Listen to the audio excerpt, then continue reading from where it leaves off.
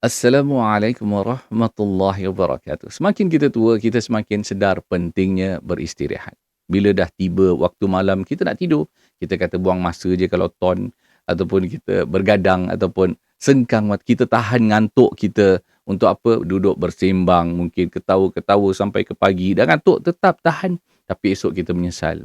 Jadi kita kata, tidak mahu lagi buang masa, kita nak tidur bila dah masa untuk tidur, ngantuk, tidur. Kita tidak lagi nak buang-buang masa. Kerana apa? Kita sedar pentingnya bila kita dapat segarkan diri pagi esok untuk apa? Bukan tengok bola, tapi untuk bertahajud, mengabdikan diri kepada Allah Subhanahu Wa Taala. Kita akan kesal kalau kita tak bangun solat subuh. Kita nak jadi orang yang awal untuk melaksanakan perintah-perintah Allah Subhanahu Wa Taala. Semua ini lumrah bila Allah jadikan malam untuk kita berehat, siang untuk kita bekerja. Semua ini merupakan kepentingan bagi diri kita sendiri. Jadi bersyukurlah kepada Allah Subhanahu Wa Taala.